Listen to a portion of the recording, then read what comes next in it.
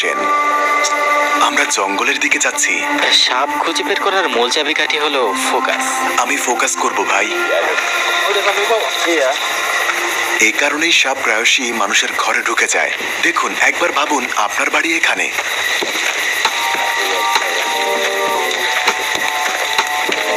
বাড়িতে এটা কখনোই ট্রাই করবেন না, তিনি একজন professional.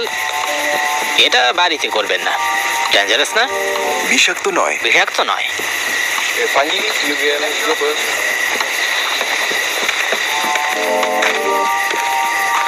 Fase dengan pohon-pohon warnanya hampir sama. Ayo. Tarik, yo. সাবধান, আশেপাশে বড় সাপ আছে। Gantar ya, teman-teman, Rey. Turun, Cak. Rey. Yuk, sama. এটা বিষাক্ত, তাই না? হ্যাঁ, এটা ধরা যায়। এটা বিষাক্ত কিন্তু বিপজ্জনক নয়। এটাকে উত্তেজিত করবেন না।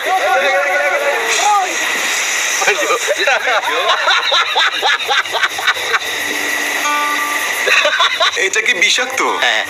আমাকে বাঁচান পাঞ্জি। ওকে।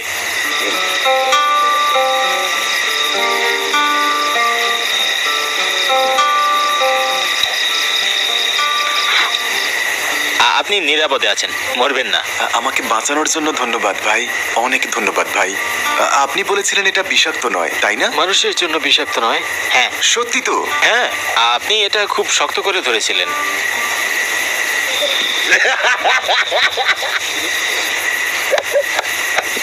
ও আপনার ছেলে? হ্যাঁ।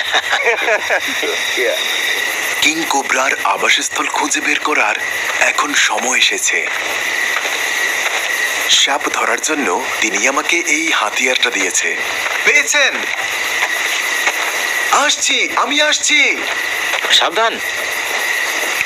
ভাই, এটা কি আসল? হ্যাঁ। ইয়া আল্লাহ!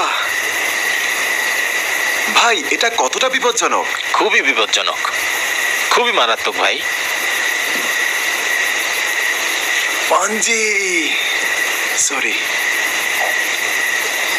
ভাই। ইন্দোনেশিয়া এটি একটি সাধারণ ঘটনা। Akhirnya. এটি বিশ্বের সবচেয়ে বিপজ্জনক হিসেবে 5 নম্বরে, তাই না? হ্যাঁ এটা বিষ, তাই না? হ্যাঁ, বিষ। দেখুন, এটা বিষ নিঃসরণ করছে। আমরা তাকে এখানে আবার ছেড়ে দেব। এটি কোবরার আবাসস্থল। এটা কি তাদের জায়গা? কোবরা, কোবরা, আমরা কোবরা ধরেছি। আজ এ পর্যন্তই। আমি বাড়ি ফিরে যাচ্ছি। চ্যানেলটি সাবস্ক্রাইব করুন যাতে আমরা 20 মিলিয়ন হতে পারি। ধন্যবাদ ইন্দোনেশিয়া, চমৎকার।